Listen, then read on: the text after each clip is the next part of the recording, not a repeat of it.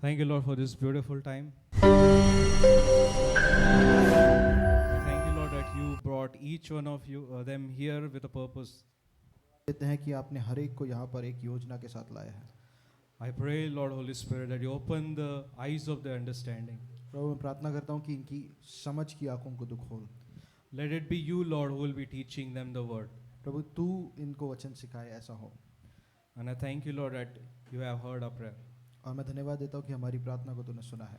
In Jesus' name, we all agree and pray. यीशु के नाम से हम मांगते हैं। Amen. आमीन।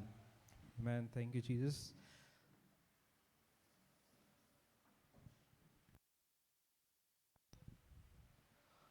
Okay, so we'll start the word.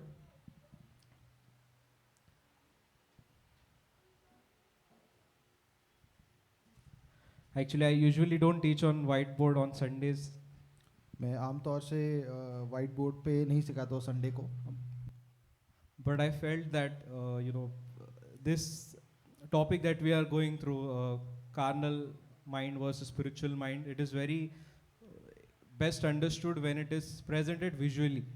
लेकिन ये जो टॉपिक है जिस पे हम सीख रहे हैं कि नैसर्गिक मन और आत्मिक मन कैसा होता है, इसको हम बोर्ड पर ज़्यादा बेहतर तरीके से सीख पाएंगे। So that's why we have whiteboard. इसीलिए हमारे पास वाइट बोर्ड है। So let's get started.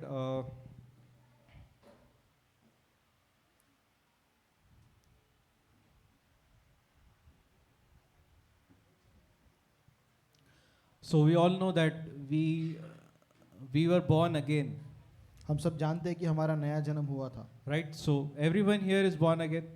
तो हर कोई यहाँ पर नया जन्म हुआ पाया है।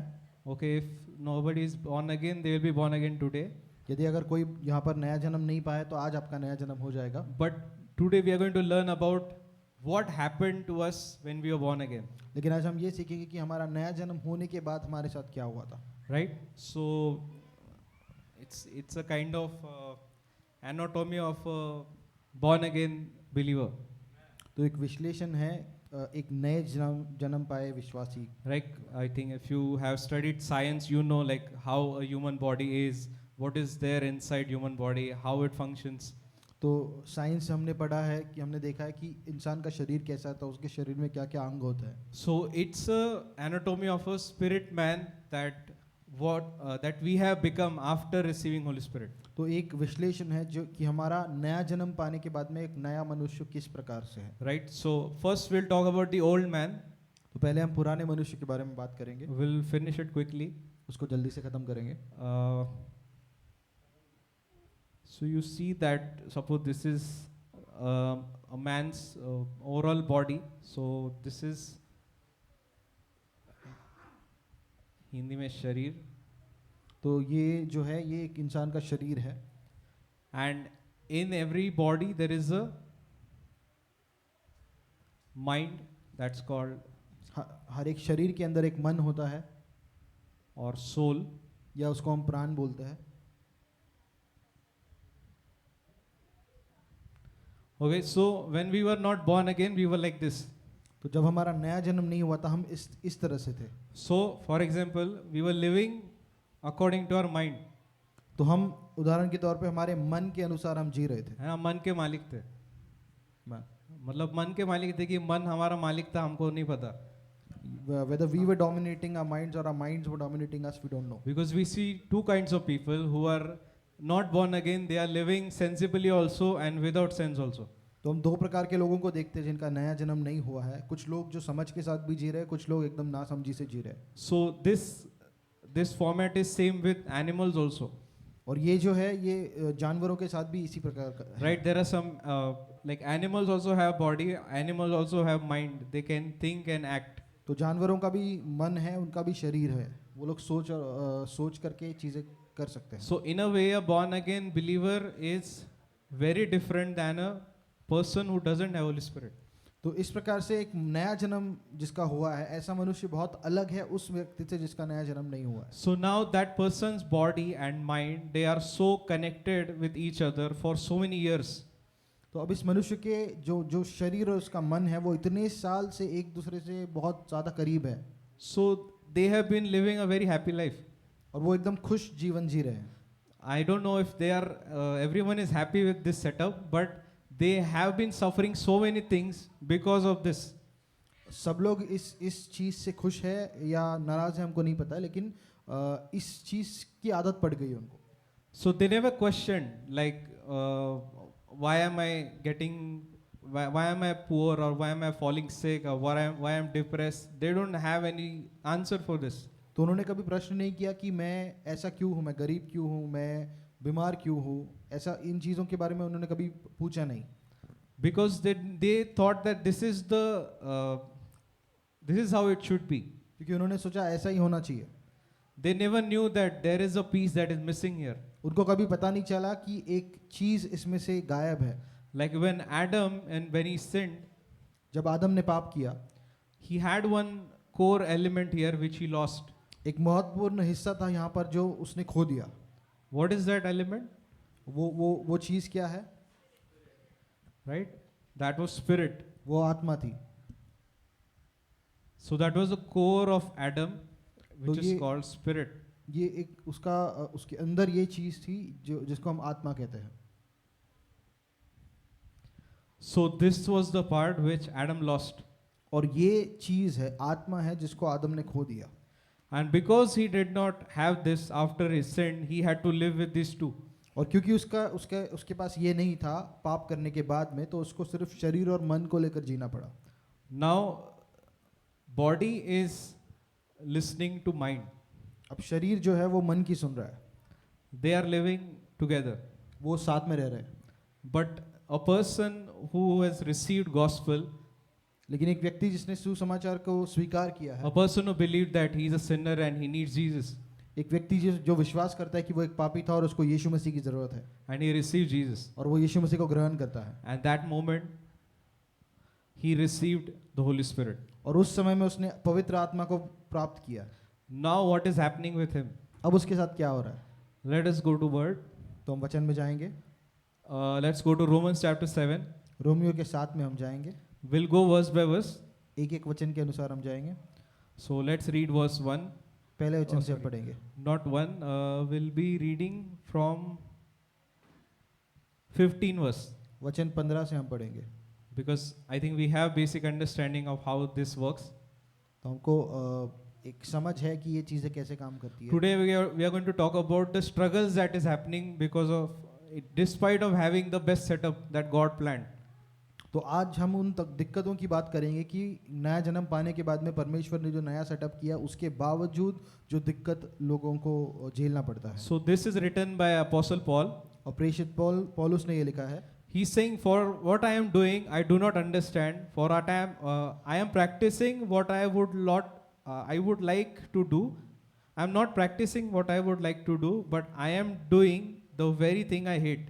तो पौलुस यहाँ पर कह रहा है कि मैं क्या कर रहा हूँ मुझे समझ नहीं आ रहा है, और मैं उन चीज़ों को कर रहा हूँ जो मुझे नहीं करना चाहिए, जिन चीज़ों से मैं नफरत करता हूँ मैं उन चीज़ों को करने लग रहा हूँ. So Paul is saying, I am doing what I do not want to do. पौलुस कह रहा है कि मैं वो चीज़ें कर रहा हूँ जो मुझे नहीं करनी है, And I am not able to do what I like to do. और मैं जो करना चाह रहा हूँ वो उस चीज़ को नहीं कर पा रहा हूँ. This is, in 2 words, you can say it is struggle with sin. और 2 शब्दों में हम कह सकते हैं कि पाप के साथ उसका लड़ाई हो रहा है. Right? Because he is a born again believer, क्योंकि वो एक नया जन्म पाया हुआ व्यक्ति है, but he still has a body.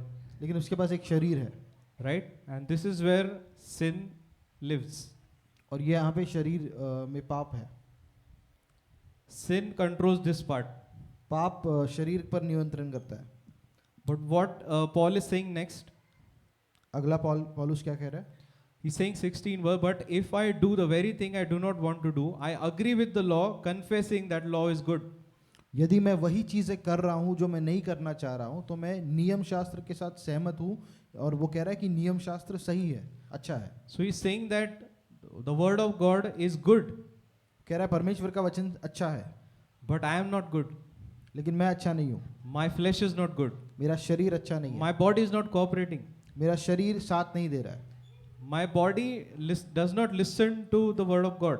मेरा शरीर परमेश्वर के वचन को नहीं सुन रहा है.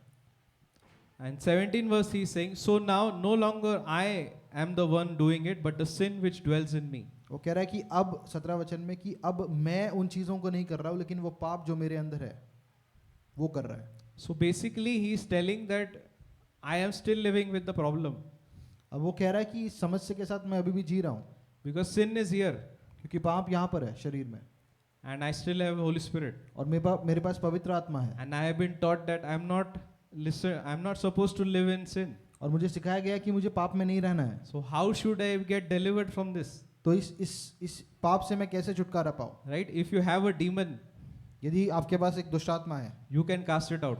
आप उसको निकाल के फेंक सकते हो. If you have a sickness, यदि आपके पास बीमारी है, you can get healed. आप चंगे हो सकते हो. But how can you leave your body? लेकिन आप अपने शरीर को कैसे छोड़ोगे? You cannot leave it. आप उसको नहीं छोड़ सकते. Right? So you have to live with your body. तो आपके शरीर के साथ आपको जीना है. So what Paul is trying to say here, पौलुस यहाँ पर क्या कहने की कोशिश कर रहा है? in 22nd word you see that his confession, 22 वचन में वो कहता है, he's saying the same thing. For I joyfully concur with the law of God in the inner man. वो कह रहा है कि मैं खुशी के साथ परमेश्वर का जो नियम है उसके साथ सहमत हूँ मेरे अंदर के मनुष्य में. So this is his inner man. ये प्राण जो है उसका अंदर का मनुष्य है. So this part agrees with the word of God. ये जो अंदरी मनुष्य है वो उस परमेश्वर के वचन के साथ सहमत है, But outer side is not cooperating. लेकिन बाहर का जो हिस्सा है वो उसके साथ सहमत नहीं Are you है. understanding? क्या आप समझ रहे हो? So this is then he says in 24th verse, 24 वचन में फिर हम देखते हैं, he says, wretched man that I am, who will set me free from this body of death? और ऐसा कहता है कि मैं एक श्रापित मनुष्य हूँ, कौन मुझे इस मृत्यु वाले शरीर से छुटकारा देगा. Right? He's saying I need a deliverance. वो कह रहा है कि मुझे छुटकारे की जरूरत है. And let us keep in mind that this is a born again believer. और हम याद रखें कि एक नया जन्म पाया हुआ व्यक्ति है, He's not unbeliever. एक अविश्वासी नहीं है. So what he says, let's go to chapter 8. 8वें अध्याय में हम जाएंगे. We'll go to verse 2 and 3. दूसरा और तीसरे वचन में हम देखेंगे. It says, for the law of the spirit of life in Christ Jesus has set you free from the law of sin and death. वो कहता है कि आत्मा, जीवन की आत्मा का जो नियम है जो यीशु मसीह में, उसने मुझे पाप और मृत्यु की आज्ञा से छुटकारा दिया है. Right? It's saying that this part has delivered me from this influence. वो कह रहा है कि मेरी आत्मा जो है उसने मुझे पाप के जो प्रभाव है उससे छुड़ा दिया है. So this is not active today. तो आज जो है ये पाप जो है आज कार्यरत नहीं है. That means sin has lost its power. इसका मतलब पाप की जो सामर्थ थी, पाप का जो बल था वो चला गया है. So you would say that why am I still sinning? तो आप कहोगे कि अभी भी मैं पाप क्यों कर रहा हूँ? Because of the body of sin. That means the training that this part has received. क्योंकि जब पौलुस कह रहा है कि पाप का शरीर, इसका मतलब जो हमने जो पाप करना सीखा था उसकी जो ट्रेनिंग है उसके बारे में वो बात कर रहा है. So now this training is still there in all of us. और अब ये जो ट्रेनिंग है ये अभी भी हमें मौजूद है. For example, उदाहरण के तौर पे, now if this body you get to know that someone is insulting you, अब शरीर को अगर पता चलता है कि कोई आपकी बुराई कर रहा है, or someone is abusing you, कोई आपको गाली दे रहा है, so what will be the immediate response? तो उसका एकदम से प्रतिक्रिया क्या होगी? Now this part is trained to respond. अब शरीर जो है उसने ट्रेनिंग ली है कि वो प्रत्युत्तर देगा. So that training will tell him that एक गाली दिया तो तू दो दे. ट्रेनिंग उसको बताएगा कि if someone has abused you once, you abuse them twice. Right? Because this knows only tit for tat वाला rule. क्योंकि ये शरीर को सिर्फ बदला लेना पता है. So that's why these two were living together and they were handling things together. और इसीलिए शरीर और प्राण ये साथ में रहकर साथ में चीजों पर काबू पा रहे थे. But now that the new person has come here, लेकिन अभी जो एक नया मनुष्य आया है, now it is a job of this person to listen to this person. अब जो मन है उसका काम ये है कि उसको आत्मा की सुननी है. Like in recently in my office, like something changed, like my manager changed in my office. मेरे ऑफिस में मेरा मैनेजर बदल गया. So what happened is like uh, you can understand, like for whole year, like it was in October. So for 10 months I was working under someone, and now I have to work under someone. तो अभी 10 महीने तक मैं एक manager के लिए काम कर रहा था, अब मुझे दूसरे मैनेजर के लिए काम करना पड़ रहा है. Right? So this person had different expectation. और ये जो मैनेजर था इसकी अपेक्षाएं अलग थी. Now new person has come now. अब एक नया व्यक्ति आया है. So what I should do? तो अभी मुझे क्या करना है? Can you tell me क्या आप बता सकते हो? what I should do? मुझे क्या करना चाहिए? Delon Boy is saying follow the new man. Delon भाई बोल रहे हैं कि नए मनुष्य का उसकी बातें सुनो. Know the new man. Okay. नए मनुष्य को जानो. What else? I took some action on this actually in my office. इस चीज़ पे मैंने कुछ एक्शन लिया है. Learn his ways. Okay. उसके काम करने के तरीके को सीखो. So this was something I did in my office. और ये चीज़ को मैंने ऑफिस में किया.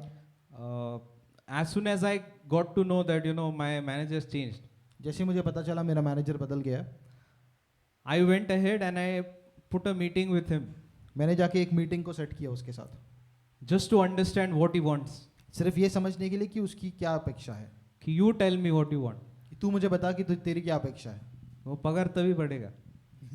Salary will only increase then. Now I am not supposed to listen to old manager. अब मेरे पुराने मैनेजर की बात मुझे सुननी नहीं है. I may not even take his phone seriously now. अब उसका फोन आएगा तो मैं उसको बहुत महत्वपूर्ण नहीं समझूंगा. It is done now. अब वो हो गया है. So in the same way, when we receive new boss, उसी तरह से अभी एक नया बॉस हमको मिला है. so this old boss has to come down. तो जो पुराना बॉस था उसको कम होना है. This is no longer boss. अब वो बॉस नहीं है. Our body is no longer our boss. अब हमारा शरीर अब हमारा नहीं है. The spirit is a new boss. आत्मा जो है वो एक नया व्यक्ति है. Because when this spirit and mind, these two, when they talk together, आत्मा और शरीर जब बात करते हैं, that is when the soul or mind, it starts getting renewed. तब आपका मन जो है वो नया होने लगता है. And many things start changing. और बहुत सारी चीज़ें बदलने लगती है. Because this is the setup which God designed for us. क्योंकि ये सेटअप है जो परमेश्वर ने हमारे लिए बनाया है. Okay? And this is, now we have to understand. अब हमको इसको समझना है. Let us go to verse 5th verse. 5वें वचन में हम जाएंगे. It says, for those who are according to the flesh set their minds on the things of the flesh. जो शरीर के अनुसार है वो अपने मन को शरीर की बातों पर लगाते हैं. But those who are according to the spirit, the things of the spirit. लेकिन जो आत्मा के अनुसार है वो आत्मा की चीजों पे अपने मन को लगाते हैं. Right? So what we are saying is, those who live according to the flesh, they set their focus completely here. जो शरीर के अनुसार अपने जीवन को जीते हैं वो अपने पूरे ध्यान को अपने शरीर पे लगाते हैं. Means their thoughts are totally about this. तो इसका मतलब उनका जो विचार है वो पूर्ण रीति से सिर्फ शरीर की चीजों के बारे में है. They are more concerned about their, whatever they are doing in their flesh. उनको ज्यादा चिंता इन चीजों की है कि जो शरीर में वो चीजें कर रहे हैं. That can be, if we take example of Martha and Mary. Maryam और मार्था की अगर हम उदाहरण देखते हैं. So Martha was doing lot of work. तो मार्था जो है बहुत सारे काम कर रही थी. When Jesus is present there, जब यीशु वहाँ पर मौजूद थे, Jesus saw her working hard. यीशु ने देखा कि वो बहुत ज़्यादा मेहनत कर रही है. But the problem Jesus had was that you are distracted with too many things. लेकिन यीशु की जो समस्या थी वो ये थी कि तुम बहुत सारे कार्य कर कर एकदम भटक गए हो. Like she lost her focus on Jesus. जो उसका ध्यान था यीशु पे जो होना चाहिए वो भटक गया था. And she got irritated with her sister. और वो अपने बहन से परेशान होने लगी. And the problem she had is, Lord, she is not helping me. और उसकी समस्या ये थी कि प्रभु ये मेरी मदद नहीं कर रही है.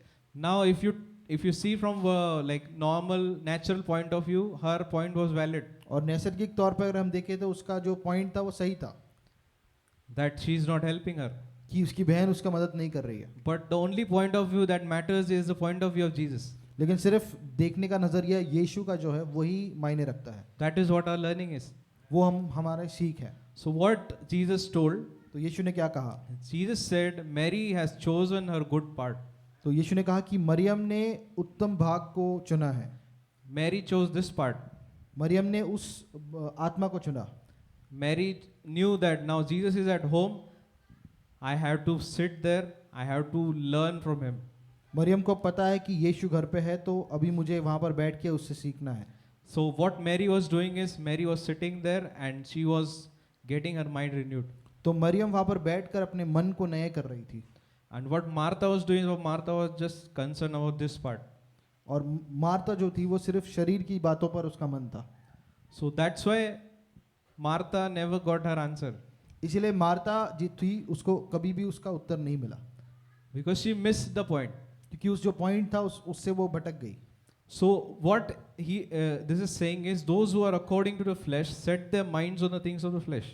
ये वचन कह रहा है कि जो शरीर के अनुसार है वो अपने मन को शरीर पर लगाते हैं, And those who live according to the spirit, the things of the spirit. जो आत्मा के अनुसार जीते हैं वो आत्मा के ऊपर अपनी आत्मा की बातों पर अपने मन को लगाते हैं।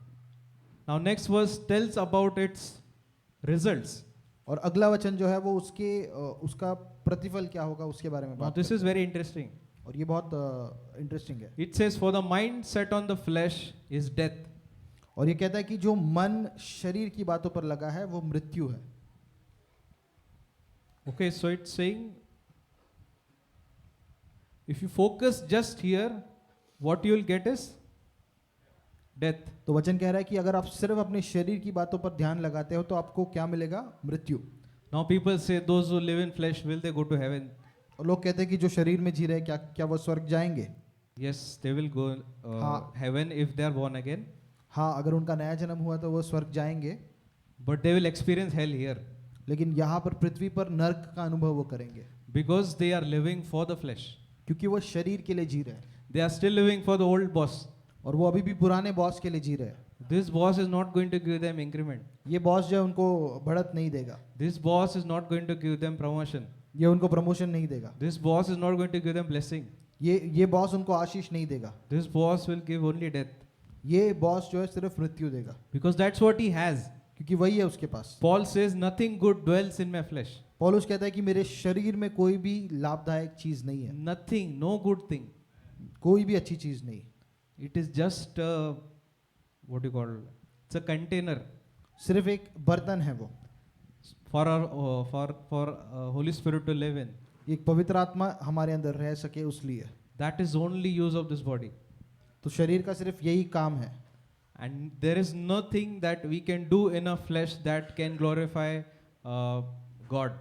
और ऐसा कोई भी चीज नहीं है हमारे शरीर में जिसको हम करके परमेश्वर को गौरव दे सकते हैं। The only thing that we can do is we have to renew this middle man. सिर्फ एक चीज है जिसको हम कर सकते हैं कि हमारे मन को हम नया करें।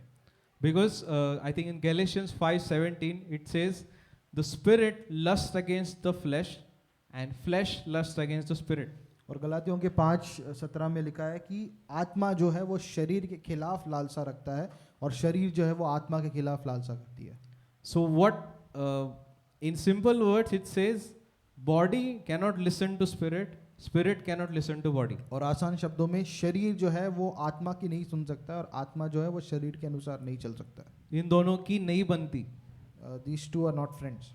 They are not friends, they can never be friends. वो कभी उनमें दोस्ती नहीं हो सकती है। It is not, I am not saying this, word is saying this, मैं नहीं कह रहा हूँ, ये वचन कह रहा है that these two can never become friends. कि ये दोनों कभी भी इनकी दोस्ती नहीं हो सकती है। That's why it's very dangerous to live according to body for spiritual things. इसलिए बहुत खतरनाक है कि शरीर के अनुसार अगर हम जी रहे हैं आत्मिक चीजों को पाने के लिए। That means if you are feeling like you should pray, then only you will pray. कि इसका मतलब क्या कि आपको जब ऐसा लगता है कि मैंने प्रार्थना करनी चाहिए सिर्फ तब आप प्रार्थना करते हो। That means if you feel like reading word, then only you will read word. मतलब सिर्फ जब आपको महसूस होता है कि आप मुझे वचन पढ़ना चाहिए तभी आप वचन पढ़ रहे हो। First of all, you will not feel in first place, पहली बात तो आपको ऐसा महसूस होगा ही नहीं, because this guy doesn't cooperate with spirit. क्योंकि शरीर जो है वो आत्मा के साथ सहमत नहीं होता है। This is the most rebellious thing in this entire world. ये बहुत ऐसा बलवा करने वाला एक चीज है इस दुनिया It में। never submits to spirit. ये Never. कभी भी आत्मा के अधीन नहीं होता है। That's why God gave a middleman. इसीलिए प्रभु ने एक बीच में एक व्यक्ति को Because रखा है। these two are not talking to each other. क्योंकि ये दोनों एक दूसरे से बात नहीं कर They रहे, are against each other. ये दोनों एक दूसरे के खिलाफ So है। what God wants us to do, परमेश्वर क्या चाहता है कि हम करें? God wants us to change this part. प्रभु चाहता है कि हमारे मन को हम बदले, Because when you will renew your mind, क्योंकि जब आप अपने मन को नया करोगे then what happens? फिर क्या होता है? Let's go to the same verse, Romans 8:6. Romeo का 8:6। We'll read the second part. It says, "But the mind set on the spirit, लेकिन ऐसा मन जो आत्मा की बातों पर लगा है, it is life and peace." उसमें जीवन और शांति है। जीवन और शांति फ्री में. Life and peace in at no cost. This gives death, शरीर मृत्यु देता है, but spirit gives life and peace. आत्मा जीवन और शांति देता है। Now what death is doing? Death is going to destroy this body. अब मृत्यु क्या कर रहा है? मृत्यु शरीर का नाश करेगा। It will not affect your spirit. You are still going to heaven. आपके आत्मा को वो छू नहीं सकता है, आप फिर भी स्वर्ग जाओगे। But when we focus on spirit, it gives us life and peace. लेकिन जब हम आत्मा के ऊपर ध्यान लगाते हैं तो वो हमको जीवन और शांति देता है। Now this life and peace gets transferred in your body also. और फिर ये जीवन और शांति हमारे शरीर में भी बहने लगती है। You know, in Proverbs it says that a merry heart works like a good medicine. नीति वचन में लिखा है कि एक खुश दिल दवाई के समान काम करता है। Now you cannot have a khush dil by this flesh. अब एक खुश दिल नहीं रख सकते हो शरीर के अनुसार आप। This flesh needs comedy movies. This needs stand-up comedian to be happy. ये शरीर को कॉमेडी मूवीज चाहिए, इसको स्टैंड अप कॉमेडियंस चाहिए खुश होने के लिए। That will be happy for 1 hour, 2 hour, 3 hour. वो 1, 2, 3 घंटे के लिए खुश रहेगा। But this does not need any external happiness. लेकिन आत्मा जो है उसको कोई बाहरी चीज की जरूरत नहीं है खुश होने के लिए, Because God has deposited everything that we need inside us. क्योंकि हमको जिस भी चीज की जरूरत है वो परमेश्वर ने हमारी आत्मा में डाल रखी है। If we ask for peace, if we ask for joy, nothing is coming down from heaven, it is inside us. यदि हम शांति के लिए मांग रहे हैं, खुशी के लिए मांग रहे हैं, तो वो बाहर से नहीं आ रहा है, परमेश्वर ने उसको हमारी आत्मा में डाल के रखा है। Your healing, your deliverance, your wisdom, everything is inside us. आपकी चंगाई, आपका छुटकारा, आपका ज्ञान सब हमारे अंदर है। And this wants to travel outside. और ये जो है आत्मा में जो चीज़ है वो बाहर निकलना चाह रही है। Now this cannot directly go here.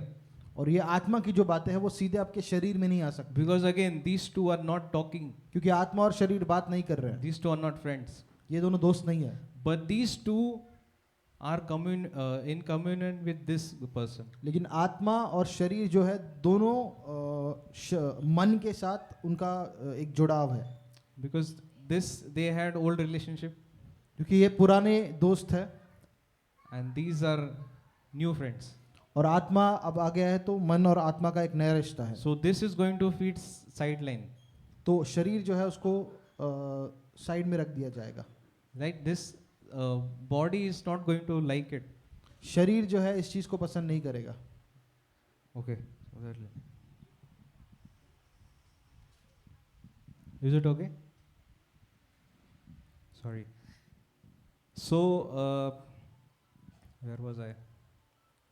Okay. So, because these two, if these two start agreeing together and living a new life together, यदि शरीर और प्राण एक साथ सहमत होकर एक नए जीवन को जीने लगते हैं, this person will not have any choice to listen to mind. तो शरीर के पास कोई चुनाव नहीं होगा, उसको सुनना ही पड़ेगा मन का। Now, when Jesus operated on earth, अब जब यीशु ने इस पृथ्वी पर काम किया, he operated with a completely renewed mind. उसने एक पूर्ण रीति से नए किए गए मन के द्वारा काम किया। Because Jesus, when he was born, he already had Holy Spirit. क्योंकि यीशु जब पैदा हुए उनके पास पवित्र आत्मा पहले ही था, So his body did not have sin. तो उसके शरीर में पाप नहीं था। That's why this body was also cooperating. इसीलिए उसका उनका शरीर भी जो है उनके साथ था. But when he grew up, we see that he used to go on a mountain to pray, to spend time with God. हम देखते हैं कि जब यीशु बड़े हुए तो वो पहाड़ पर जाकर प्रार्थना करते थे, परमेश्वर के साथ समय बिताते थे. He knew the law of God. उनको परमेश्वर का नियम पता था. That means he meditated on the word. इसका मतलब उस वचन को उन्होंने पढ़ा था. So you see, Jesus being the Son of God had to do so many things. आप देख सकते हो कि यीशु परमेश्वर का बेटा होने के बावजूद उनको इतनी सारी चीजें करनी पड़ रही. So we also have the same setup. अब हमारे पास भी वही सेटअप है. We have spirit, हमारे पास आत्मा है, we have a mind, हमारे पास मन है and we have a body. और एक शरीर है. So we need to understand that this is not our identity. हमको ये समझना है कि हमारा शरीर हमारी पहचान नहीं है. We have to know that I am a spirit, I have a mind, and I live in a body. हमको पता होना चाहिए कि मैं एक आत्मा हूँ, मेरे पास एक मन है और मैं एक शरीर में रहता हूँ. Okay, we'll confess this, we'll speak this. इसकी हम घोषणा करेंगे. Okay? Say, I am a spirit. बोलिए, मैं एक आत्मा हूँ. I am a spirit. मैं एक आत्मा हूँ. I have a mind. मेरे पास एक मन है. I have a mind. मेरे पास एक मन है. And I live in a body. और मैं एक शरीर में रहता हूँ. I live in a body. मैं एक शरीर में रहता हूँ. So when you tell this to yourself, जब ये आप खुद से कहते हो and you start seeing every scenario from this point of view, और इस नजरिए से आप हर चीज को देखने लगते हो, then we'll understand like how we are supposed to live in this life. और फिर आप समझोगे कि हमको किस प्रकार से जीना है इस जीवन को. Like for example, if someone gets born again, तो उदाहरण के तौर पे अगर कोई नया जन्म पाता है, he knows that for him the meaning of family was different. तो परिवार का जो अर्थ था उसके लिए अलग था. Earlier maybe he thought that I am the man of the house, my wife should be under my shoes. और पहले शायद वो ऐसा सोचता था कि मैं घर का मुखिया हूँ, तो मेरी पत्नी को मेरे पैरों के नीचे रहना है. She is supposed to be there. उसको वहीं पर रहना है. But when he gets born again, लेकिन जब उसका नया जन्म होता है, if he is listening to the new boss, यदि वो नए बॉस की बात सुन रहा है, new boss will tell him तो नया बॉस उसको बताएगा that your wife is your helper. कि तेरी पत्नी तेरी मददगार है. She is equal to you. वो तेरे समान है. God gave her to you. उसने परमेश्वर ने उसको तुझे दिया है. And you both should share the grace for this life together. और तुम दोनों ने मिलकर एक अनुग्रह को बांटना है इस So जीवन he के. will start respecting his wife as his equal. तो वो अपनी पत्नी को अपने समान देखकर उसका आदर करने लगेगा. So this is how he is renewing his mind. इस प्रकार से वो अपने मन को नया कर रहा है. Now suppose about finances. यदि पैसों की हम बात करें, This old boss will tell that no, you have to work more, you have to work very hard, you have to do all that you can do. You can cheat, you can lie just to get money because money is God. और वो पुराना मनुष्य जो कहेगा तुझे बहुत मेहनत करना है, तुझे हर कोशिश करना है, कुछ भी करके झूठ बोलना है, धोखा देना है, और वो सब करके तुझे पैसा कमाना है, क्योंकि पैसा परमेश्वर है. Because body has seen only money. क्योंकि शरीर ने सिर्फ पैसों को देखा है. Body has been trained to live with the power of money. शरीर को ऐसा ट्रेनिंग मिला है कि वो पैसे के सामर्थ्य से जीता है. His dreams start with the in monetary terms only. उसकी जो सपने हैं वो आर्थिक चीजों पर ही निर्भर है. People just have one dream. I want to earn lot of money, lot of money. लोगों का एक ही सपना होता है कि मुझे बहुत पैसे कमाना है. If you ask them how much, they cannot tell how much they want. अगर आप उनको पूछेंगे कितने पैसे, तो वो बता नहीं पाएंगे, Because they don't know that how much is sufficient. क्योंकि वो नहीं जानते कितना काफी है. But when that person gets born again, लेकिन जब इस व्यक्ति का नया जन्म होता है, the Spirit tells him that obviously Spirit means the word of God. आत्मा या वचन जो है, परमेश्वर का वचन उसको बताता है. Right? Jesus says the words that I speak, they are spirit, they are life. यीशु कहते हैं कि जो वचन मैं बोलता हूँ वो आत्मा है, वो जीवन है. And that Spirit, that word is telling him that you cannot serve two masters. और वो आत्मा और वो वचन उसको कह रहा है कि तू दो मालिकों की सेवा नहीं कर सकता है. So because of this, this mind is getting renewed now. और इस वजह से अब जो मन है वो नया हो रहा है. Now this man is started to think differently. अब ये मनुष्य दूसरे अलग अलग चीजों को सोचने लग रहा है. He knows that oh no, God is watching. Now I have God. I don't have to rely on money. अब वो जान रहा है कि परमेश्वर मेरे साथ है, तो मुझे पैसों पर निर्भर होने की जरूरत नहीं है. He knows that the God who feeds the birds, the God who dresses the flowers, will He not give him more? वो जानता है कि जो परमेश्वर फूलों को कपड़े पहनाता है, जो पक्षियों को खिलाता है, क्या वो मेरी देखभाल नहीं करेगा? The Spirit tells him that you have to seek first the kingdom of God and His righteousness, and all these things that you need, they will be added to you. और आत्मा उसे कहता है कि तुझे परमेश्वर के राज्य और उसकी धार्मिकता को पहले खोजना है, ताकि ये सारी चीजें तेरे जीवन में जुड़ जाएं. So this new man is having a different priorities, तो अब ये नए मनुष्य की अलग चीजें इसके लिए महत्वपूर्ण है. right? For him, first was money, second was rest everything. पहला जो पुराना मनुष्य था उसके लिए पैसा पहला था और बाकी सारी चीजें बाद में आती But थी. when he gets born again, लेकिन जब उसका नया जन्म होता है, for him now God is first. अब उसके लिए परमेश्वर पहला है. And then he starts ordering his life, reordering his life according to what the word of God is saying. और फिर अपने जीवन में अलग चीजों के महत्व को वो लगाने लगता है परमेश्वर जो कह रहा है उसके अनुसार. Now when he does that, अब जब वो ऐसा करता है, what he is getting? उसको क्या मिल रहा है? He is getting life and peace. उसको जीवन और शांति मिल रही है, Because peace is inside. क्योंकि शांति अंदर है. And when this peace starts affecting his body, और जब ये शांति उसके शरीर पर प्रभाव करने लगती he है, will start living in divine health. वो एक दैविक स्वास्थ्य में जिएगा. And he will not need to be, see himself like other people. और उसको अपने आप को दूसरे लोगों के जैसा देखना नहीं पड़ेगा. Because others, those who are living by the flesh, they are already experiencing its results. क्योंकि जो दूसरे लोग हैं जो शरीर के अनुसार जी रहे हैं, उसका प्रतिफल उनको पहले ही मिल रहा है. But when he starts living by the Spirit, लेकिन जब वो आत्मा के अनुसार जीने लगता है, he starts experiencing the result of that. वो शांति और उसका जो प्रतिफल है उन चीज़ों को वो महसूस करने लगता है. And this concept is very fundamental. Like most of us know this part already, और ये चीज़ जो हम बता रहे हैं, ये बहुत सारे लोग हम में से जानते हैं इस चीज़ को, but we forget. लेकिन हम भूल जाते हैं. We still try to go by old boss, old ways. और फिर भी हम पुराने बॉस और पुराने चीज़ों के अनुसार चलने की कोशिश करते हैं. Whereas the new way of living is there for us. जबकि नया जो जीने का तरीका है वो हमारे लिए मौजूद है. And we'll go little deeper in that. इसमें हम गहराई में जाएंगे. Let's go to Galatians chapter 5. गलातियों के 5 में हम जाएंगे.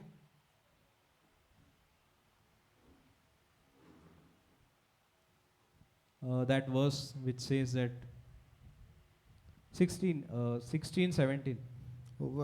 16 और 17 वचन. 16 verse says, I say then, walk in the Spirit, and you shall not fulfill the lust of the flesh. 16 वचन कहता है कि मैं कह रहा हूं कि आत्मा के अनुसार चलो, आत्मा में चलो, ताकि तुम शरीर की लालसाओं को पूरा नहीं करो. Right? So basically he's saying you listen to the new boss. वो कह रहा है कि नए बॉस की बात सुनो.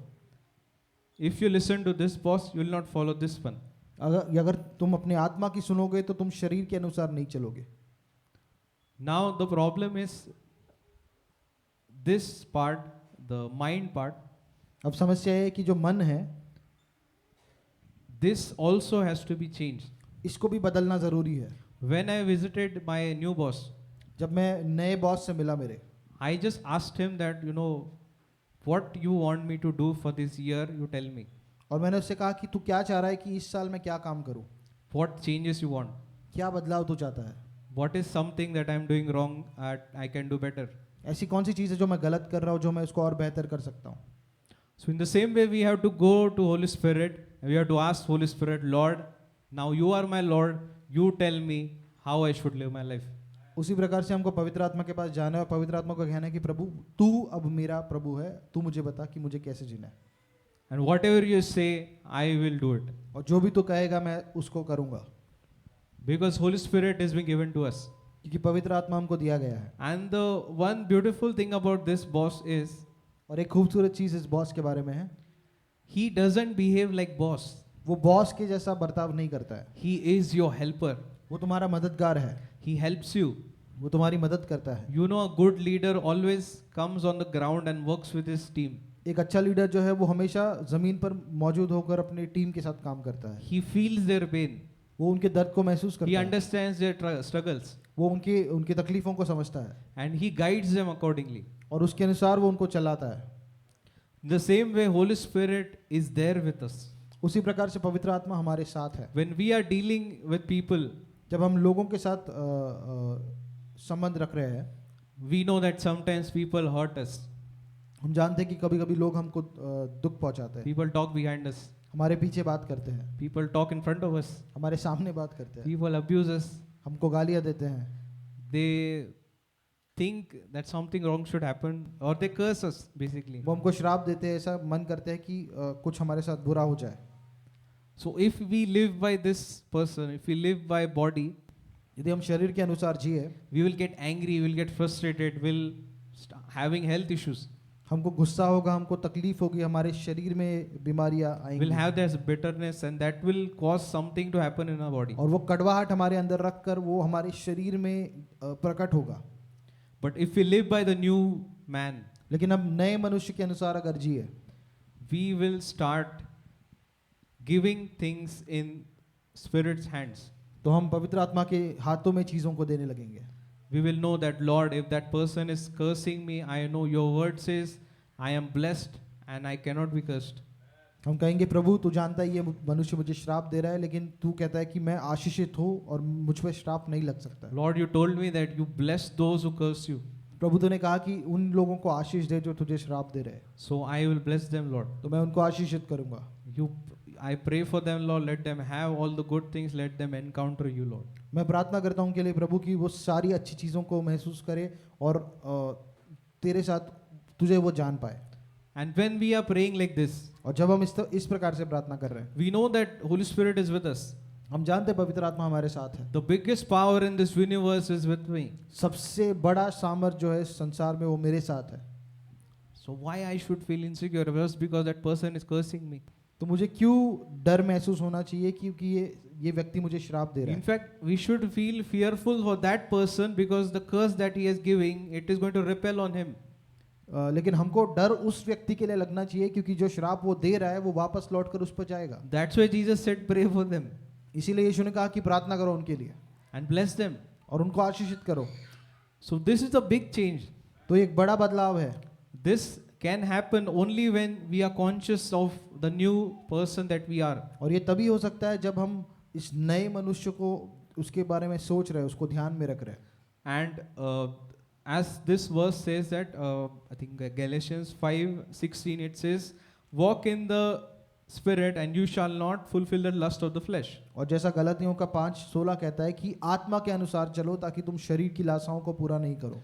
And next verse says, for the flesh lusts against the spirit and the spirit against the flesh. और अगला वचन कहता है क्योंकि शरीर जो है वो आत्मा के खिलाफ लालसा रखता है और आत्मा जो है वो शरीर के खिलाफ लालसा रखती है। I can tell you, if we did not have mind, we would have gone, I don't know if we would have been able to live with this setup. अगर हमारे पास मन नहीं होता, प्राण नहीं होता, तो क्या हम इस सेटअप में जी पाते, हमको नहीं पता। Imagine there are two things in your body, two are fighting with each other. आप सोचो कि आपके शरीर में दो चीजें हैं जो आपस में लड़ रहे हैं। You know, in Old Testament, it happens like Rebecca is having twins in her womb. पुराने नियम में जैसे हम देखते हैं रेबेका जो थी उसके पेट में जुड़वा बच्चे थे And they both were fighting with each other. और वो दोनों एक दूसरे के साथ लड़ रहे थे। The word of God says Rebecca was so much in pain that time. और परमेश्वर का वचन कहता है कि रेबेका को बहुत पीड़ा हो रही थी उस समय। Rebecca never prayed to God before that, maybe. Rebecca ने हो सकता है उसके पहले कभी परमेश्वर से प्रार्थना नहीं किया हो। But that moment she goes to God and says, God, what is happening to me? और उस समय में वो परमेश्वर के पास जाकर कहती, प्रभु क्या हो रहा है मेरे साथ? Then God tells that, you know, you have two nations in you, one will be against another. और फिर प्रभु कहता है कि तेरे अंदर दो राष्ट्र है, एक दूसरे के खिलाफ होगा। So here we have to be like Rebecca, we have to go to God. और यहाँ पर हमको रेबेका के साथ समान होना है और परमेश्वर के सामने जाना है। Because these two are inside us. क्योंकि ये दो हमारे अंदर है। We are comprises of these three people. हम इन तीन चीजों से बने हुए हैं। Right? So this person has to be taking very conscious decisions. तो मन जो है उसको बहुत सोच समझ कर निर्णय लेना है। Nothing is going to happen automatically. अपने आप से कुछ नहीं होगा। I know there are people who say that, you know, I am led by spirit to do this. good thing, you do it. Like sometimes people go and do ministry, they do healings and all, and then after 1 week they themselves are not feeling well. और लोग कभी कभी कहते हैं कि मुझे आत्मा चला रहा है कि मैं जाकर ये काम करूँ, कभी कभी लोग जाकर चंगाई वगैरह करते, फिर एक हफ्ते के बाद में वो खुद बीमार हो जाते हैं। Why the graph like this? ऐसा ऊपर नीचे वाला जीवन क्यों है? Because we are not focusing on this part. क्योंकि मन पर हम ध्यान नहीं रख रहे। We don't have to be like Samson. हमको शमशोन के जैसा नहीं रहना है।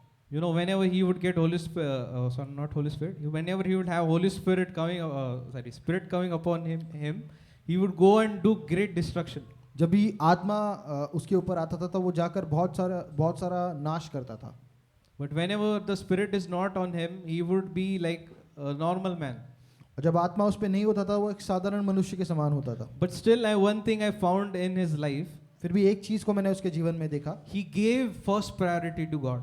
उसने पहला स्थान में परमेश्वर को रखा। People think that he is one of the very bad examples in Bible. लोग सोचते कि एक बहुत बुरा उदाहरण है वो बाइबल में। I also thought the same. मुझे भी ऐसे ही लगता था। I was like, okay, now we have to preach on carnal mind, spiritual mind. Samson is good topic. तो मैं भी सोच रहा था कि अभी नैसर्गिक और आत्मिक मन पे अगर हमको बात करना है तो शमशोन बहुत अच्छा है। So I thought of, I was studying about him in March month only. तो मार्च के महीने में मैं इसके बारे में पढ़ रहा था। I continued the same study. तो वही स्टडी को मैंने कंटिन्यू किया। But I was very surprised to know that he was a man who gave first place to God. लेकिन मुझे बहुत अचंभा हुआ कि ये मनुष्य ऐसा था जो परमेश्वर को पहला स्थान देता था। He was a Nazirite. वो एक नाजराइट था। Nazirite means he cannot cut his hair. नाजराइट मतलब वो अपने बालों को काट नहीं सकता He है। cannot drink wine.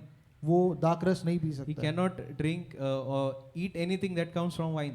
और वो दाखरस से बनने वाली कोई भी चीज को खा नहीं सकता। He has to live a life separated for God. उसको एक जीवन एकदम अलग होकर सिर्फ परमेश्वर के लिए जीना था। And he knew that the 7 locks of his head are the source of his strength. और उसके सिर में जो 7 चोटियां बनी थी वो जानता था कि वो उसके सामर्थ्य का स्रोत है। And he never told this secret to anyone. और ये उसने कभी भी किसी को नहीं बताया। Nobody. किसी को नहीं। Not even his family. उसके परिवार को भी नहीं। So he told that secret to nobody. That means he gave first place to that covenant with God that he had. तो उसने ये किसी को नहीं बताया, इसका मतलब उसने उसका जो वाचा था परमेश्वर के साथ, उस वाचे को पहला स्थान दिया। But then a woman comes in his life. फिर एक स्त्री उसके जीवन में आती है। Her name was Delilah. उसका नाम डेलीला था। Now the meaning of Delilah is feeble. डेलाइला का मतलब कमजोर है, Weakness. कमजोरी। And Bible says there is one element in a body that is weak, is this. और बाइबल कहता है कि हमारे शरीर में, हमारे अंदर एक चीज जो कमजोर है वो ये शरीर है। This is our Delilah. ये हमारा डेलाइला है। Now Samson is here, but this spirit is also there. जो हमारा मन है वो शमशोन है, लेकिन आत्मा भी है। But Delilah is also there. लेकिन डेलाइला भी है। If we listen to Delilah, यदि हम डेलाइला की सुने we are destroyed. तो हमारा नाश होगा। Delilah gives only death. डेलाइला सिर्फ मृत्यु देती है। There is no other thing that she has to offer. उसके पास और कोई चीज नहीं है जो वो दे सकती है। Only the Spirit of God gives life and peace. सिर्फ परमेश्वर की आत्मा हमको जीवन और शांति देता है। You know, Samson could have been a better example if he would have lived life without sharing his secret. शमशोन एक बहुत उत्तम उदाहरण हो सकता था कि यदि अपना वो रहस्य किसी को नहीं बताता। But God had mercy on him when he prays to God one last time. लेकिन परमेश्वर ने फिर भी उस पर दया की जब उसने एक आखिरी बार परमेश्वर से प्रार्थना की। If we look at his life also symbolizes life of Jesus. हम अगर उसके जीवन को देखते तो उसका जीवन भी यीशु के जीवन को दर्शाता है। There is one verse that is written the last of that chapter. It says, the ones he destroyed at his death were more than those he destroyed during his lifetime. उसके जीवन में आखिरी में ऐसा लिखा है कि जो उसने अपनी मृत्यु में ज्यादा लोगों को मारा, उससे कई गुना ज्यादा जितने लोगों को उसने अपने जीवन काल में मारा था। Same happened with Jesus. He destroyed many at his death by dying on the cross than all those he did during his 3 years ministry. और यीशु ने भी वही किया कि उसने अपने 3 साल की सेवा में जितना काम नहीं किया था उससे कहीं ज़्यादा काम उसने अपनी मृत्यु में कर दिया. One sacrifice and he destroyed devil completely. और एक बलिदान के द्वारा शैतान का उसने हमेशा के लिए नाश कर दिया. And now that is the reason we have received Holy Spirit. इस वजह से हमने पवित्र आत्मा को पाया है. And Romans 8:1 and 2 says that the effect of this body has been cancelled for those who live according to the Spirit and not according to flesh. Romeo का 8:1-2 कहता है कि इस शरीर का जो प्रभाव है उन लोगों के लिए ये प्रभाव खत्म हो गया है जो आत्मा के अनुसार जीते हैं और शरीर के अनुसार नहीं जीते हैं. You know, years ago I was listening to a pastor. He also was teaching on this same verse, Romans 8:1. और बहुत सालों पहले एक पास्टर के वचन को मैं सुन रहा था, वो इसी वचन पे बात कर रहे थे. He रोमियो का quoted 8. that verse. उन्होंने ये वचन बोला. That verse says that those who, I think even this one has a half part only. Yeah, therefore there is now no condemnation to those who are in Christ Jesus. अभी से उन लोगों पर दंड की आज्ञा नहीं है जो यीशु मसीह में है. So he said, if your Bible has only this much verse, तो उन्होंने कहा कि अगर तुम्हारे बाइबल में सिर्फ इतना वचन है change your Bible. तो बाइबल बदल दो. Because the later part is very important. क्योंकि उसके आगे वाला जो भाग है वो बहुत ज़रूरी है. It says, for those who do not live according to the flesh but according to the Spirit. क्योंकि उसके आगे का वचन कहता है कि तुम वो लोग जो शरीर के अनुसार नहीं लेकिन आत्मा के अनुसार जीते हैं. If your Bible says only this much, there is now no condemnation. It is half verse. यदि आपका बाइबल सिर्फ इतना कहता है कि आप तुम पर दोष नहीं है तो ये आधा वचन है. It is only for those who live according to Spirit and not according to flesh. ये सिर्फ उन लोगों के लिए जो आत्मा के अनुसार जीते हैं, शरीर के अनुसार नहीं. Because if despite of having Holy Spirit, if you're still living by your old boss, you are obviously going to get the result that He is going to give you. यदि पवित्र आत्मा होने के बावजूद अगर आप अपने पुराने बॉस आपके शरीर के अनुसार जी रहे हो तो उसका जो मृत्यु है वो आपको जरूर मिलेगा. That means you are just visiting Him sometimes, but you are obedient to this person. इसका मतलब आप सिर्फ कभी कभी मिल रहे हो आत्मा से लेकिन आप शरीर के स्वाधीन हो. That means you come to fellowship on Saturday and Sunday and you are meeting new boss only 2 days, but 5 days you are listening to this boss. इसका मतलब सिर्फ शनिवार की सभा में और रविवार में चर्च में आप इस नए बॉस से मिल रहे हो और हफ्ते में 5 दिन आप पुराने बॉस के साथ हो. So what do you think you are going to have? Life and peace or this? तो आपको क्या लगता है आपके पास जीवन और शांति होगी या मृत्यु होगा? The reason believers are also having this is because this is still the boss. विश्वासियों के जीवन में मृत्यु इस वजह से है क्योंकि उनका शरीर अभी भी बॉस है. Because we never understood that structure has changed. क्योंकि हम समझ नहीं पाए कि ये चीज़ बदल गई है. When we receive Holy Spirit, now there are many people who are born again for so many years. अब बहुत सारे लोग हैं जिनका बहुत सालों से नया जन्म हुआ है. 30 years, 40 years they are going to church. और 30-40 साल से वो कलीसिया में जा रहे हैं. But they are still having these effects. लेकिन फिर भी मृत्यु उनके जीवन में दिख रहा है. Still they are getting sick. Still they are having struggles with money. Still they are having problem in their houses. फिर भी बीमार हो रहे हैं, आर्थिक समस्याओं में जी रहे हैं. Because these things are output of flesh. They are output of sin. ये जो चीज़ें हैं ये पाप का प्रतिफल है, शरीर का प्रतिफल है. But when we live by the Holy Spirit, लेकिन जब हम पवित्र आत्मा के अनुसार जीते हैं, let's see what happens. I think it was Romans 8. There's one verse we missed. Romeo के 8 में एक वचन देखेंगे.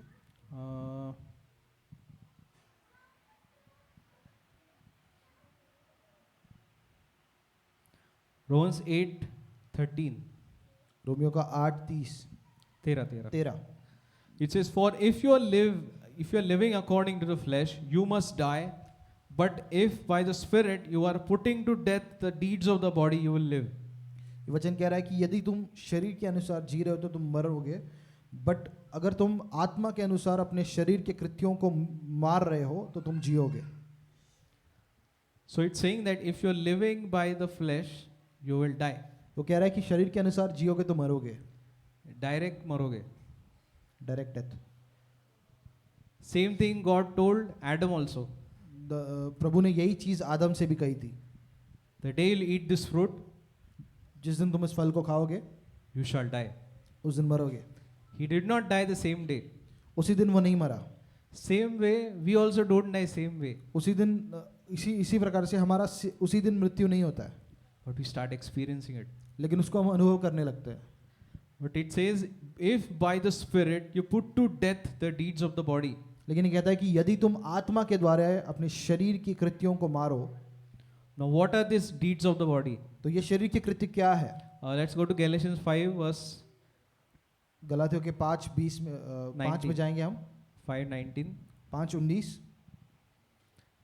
It says, now the works of the flesh are evident. अब वो कह रहा है कि शरीर के जो कार्य है ये एकदम प्रकट है।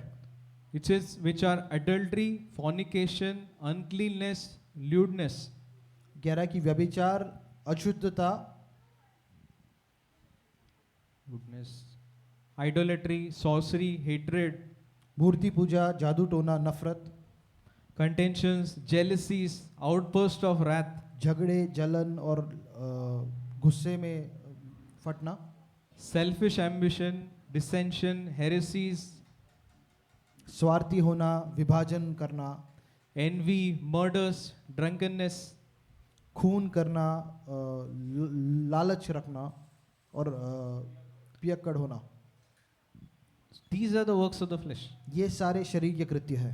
So what Paul is saying is you have to put these works to death through the Spirit. पौलुस कह रहा है कि इन कृत्यों को आपको आत्मा के अनुसार मृत्यु में डालना है। We have been given a weapon of the Spirit. हमको आत्मा का एक हथियार दिया गया है, Right? That is the sword of the Spirit. वो आत्मा की तलवार है We have to kill the works of the flesh. और शरीर के कृत्यों को हमको मारना है।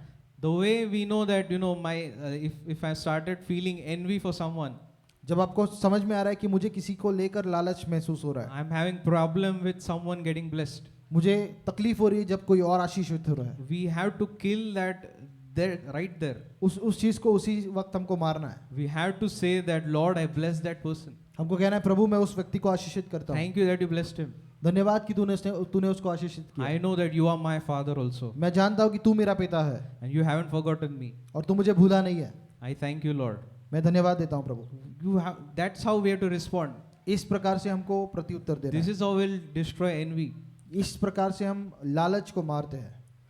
So this is how we have to kill every work of the flesh through the Spirit. इस प्रकार से आत्मा के द्वारा हमको हर एक शरीर के कृत्यों को मारना है। So it's like we have received a new person who comes with at least written manual. हमने एक नए मनुष्य को पाया है जो एक रिटन मैनुअल के साथ आता है, एक लिखित मैनुअल के साथ आता है। People who get they get married, arranged marriage वाले, जिन लोगों का शादी होता है, अरेंज मैरिज होता है, or even love marriage, या लव मैरिज भी होता है। there is a struggle in the initial years तो शुरुआत के दिनों में एक दिक्कत होती है in understanding. एक दूसरे को समझने में, Sometimes like the way they express is different. कि वो किस प्रकार से प्रतिक्रिया कर रहे हैं, वो अलग है। Like most common thing men have is like, अरे if you want something tell us plainly. कि पुरुषों का ये दिक्कत है कि अगर तुमको किसी चीज की जरूरत है तो हमको साफ तरीके से बोलो। God has given you a mouth, beautiful mouth, speak. प्रभु ने खूबसूरत सा मुंह दिया है, उससे बात करो। Tell us. हमको बताओ। Tell me what you want. मुझे बोलो क्या And I will do it. मैं करूँगा। But women are not like that. लेकिन स्त्री जो है वो ऐसी नहीं है। They expect that you should know what is in my heart. वो मानते हैं कि पवित्र आत्मा के क्या दानों को इस्तेमाल करके आपको समझना है उनके मन में क्या है। He is also experiencing 2 years now. So these things are like, there is no written code like how we have to behave with that person. ऐसा लिखा हुआ नहीं है कहीं पे कि किस तरह से आपको बर्ताव करना है एक दूसरे के साथ। But this man comes with a manual. There is a full-fledged Bible. There is a full-fledged Word of God. आत्मा जो है, आत्मिक मनुष्य जो है, एक मैनुअल के साथ आता है, पूरा भरा हुआ एक बाइबल हमारे पास है। Word by word, everything God has written. शब्द, एक एक शब्द को परमेश्वर ने लिखा है। So we don't have any excuse तो हमारे पास कोई भी कारण नहीं है to not to kill the deeds of the flesh. कि हमारे शरीर के कृत्यों को हम नहीं मारे। We have every word, we have every promise. हमारे पास हर एक वचन है, हर एक वादा है। Unless we are not willing to do it, जब तक हम अगर हम इच्छा ही नहीं कर रहे हैं इस चीज की, then it is okay. Then you'll be happy with this. तो तब हम मृत्यु से खुश रहेंगे. But if we are willing, that is part that we need to renew our mind. लेकिन ये भाग है जिसमें हमको अपने मन को नया करना है. And when we'll start making it new, और जब आप इसको नया करने लगते हो, then life will not be a struggle. फिर जीवन में दिक्कत नहीं होगी. It will be very easy for us to go through this life and reign in life. और बहुत आसान होगा हमारे लिए इस जीवन को जीना और जीवन में राज्य करना. Because that is what the will of God is for us. क्योंकि यही परमेश्वर की इच्छा है हमारे लिए. That those who receive the gift of righteousness and grace, they shall reign in life through Jesus Christ. कि जो लोग उसके उद्धार को पाए, उसके धार्मिकता के तोहफे को पाए, वो इस जीवन में अनुग्रह के अनुसार जय करेंगे. Right? And they will live this kind of life. They will have life and peace. और वो इस प्रकार के जीवन को जिएंगे जहाँ पर उनमें जीवन और शांति होगी. So I think it is enough for today, but I just wanted to put this visually so that everyone understands. तो मैं मानता हूँ आज के लिए काफ़ी है कि बट मुझे ऐसे बोर्ड पे इसको दर्शाना था ताकि सब इसको समझ पाए. So let us all stand. हम सब खड़े हो जाएंगे, We'll pray. प्रार्थना करेंगे.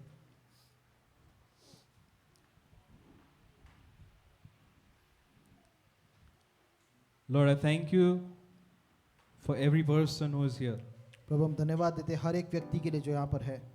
I thank you, Lord, that you spoke to us today about the new man. हम धन्यवाद देते हैं कि एक नए मनुष्य के बारे में आपने हमसे बात की आज. And I thank you, Lord, that you have opened the eyes of understanding of everyone and they have understood the new way of life. हम धन्यवाद देते हैं कि हर एक की समझ की आंखों को आपने खोला है और वो समझ गए हैं कि नया मनुष्य कैसा है. And we all will walk in the newness of life. और हम सब उस जीवन के नए होने में चलेंगे. Not with the oldness of our old nature, पुराने चरित्र के अनुसार नहीं, but we'll walk in the newness of life. लेकिन जीवन के नए होने में हम चलेंगे. And we shall experience life and peace. और हम तेरे जीवन और शांति को महसूस करेंगे. Help us, Lord, Holy Spirit, पवित्र आत्मा हमको मदद कर that we may listen to you, obey you, कि हम तेरी बात सुने, तेरी बात को माने. and let us renew our mind according to your will. और हम अपने मन को तेरी इच्छा के अनुसार नया करें. We shall subject ourselves to the Holy Spirit हम अपने आप को तेरे स्वाधीन करें and will walk in your perfect will. और तेरे परिपूर्ण इच्छा में हम चले. I thank you, Lord, that everyone here has received this revelation, Lord, धन्यवाद प्रभु कि हर कोई यहाँ पर इस प्रकाशन को पाया है and their lives will start bearing its fruit. और उनके जीवन में इसका फल आने लगेगा. I thank you, Abba Father. धन्यवाद देते पिता. In Jesus' name we all agree and pray, Lord. यीशु के नाम से हम सब मांगते हैं. Amen. आमीन. Thank you, Jesus.